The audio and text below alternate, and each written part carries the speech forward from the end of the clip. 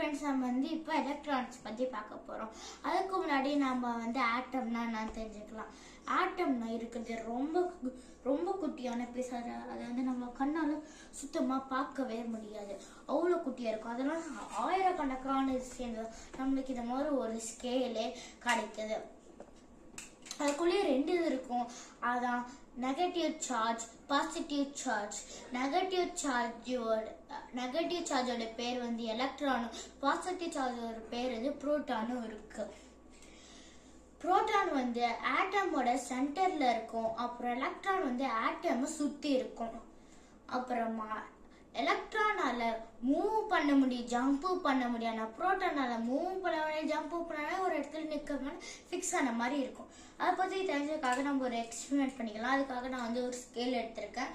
இந்த இதை நான் என்னோட தலையில் ரப் பண்ண போகிறேன்.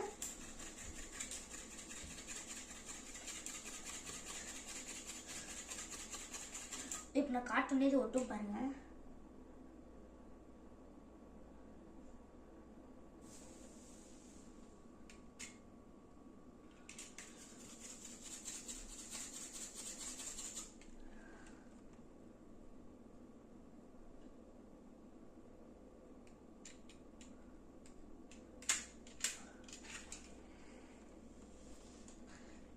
இப்போ நீங்களே பாருங்க, காட்டக்குள்ள கொஞ்சம் நேவுன்னு ஒட்டியா இருக்க பாருங்க. அது எப்படி ஒட்டிச்சுன்னா, இப்போ நான் தலையில ரப்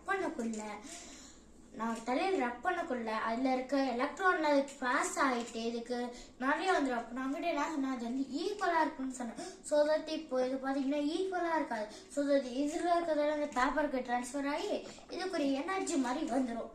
அதனால இது ஈஸியா ஒட்டிக்குது. அப்படின்னா இதுல இருக்க எலக்ட்ரான் அதுக்கு பாஸ் ஆகி அப்புறம் அதுக்கு சட்டு கச்ச உடனே இது இந்த ஸ்கேல்ல ஒட்டிக்குது. இப்போ நம்ம லைட் எப்படி எரியுதுன்னு பார்க்கலாம். லைட் எரியுதுக்கு நம்ம ஒரு பேட்டரி, 2 ஒயரும் இருக்கு. நம்ம இப்போ பேட்டரி பார்க்கலாம். பேட்டரியில புரோட்டானும் எலக்ட்ரானும் இருக்கும். அந்த இது ரெண்டுமே பிரிச்சு வச்சிருந்துருப்பாங்க. இப்போ நான் என்ன பண்ண போறேன்னா, என்கிட்ட ஒரு 2 ஒயர் இருக்கு. இந்த ஒயர்ல நான் நல்ல ஒரு லைட் செட் பண்ணி வச்சிருக்கேன். இப்போ என்கிட்ட ஒரு பிளாக் ஒயர் இருக்கு. அதை நான் நெகட்டிவ்ல ஃபிக்ஸ் பண்ணிக்கிட்டேன். இப்போ என்கிட்ட ஒரு ரெட் ஒயர் இருக்கு. அதை நான் பாசிட்டிவ்ல ஃபிக்ஸ் பண்ணேன்னா,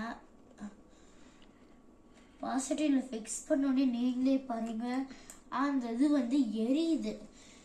நீங்களே பாருங்க, அந்த இது எரியுது. அப்படி எப்படி எரியுது?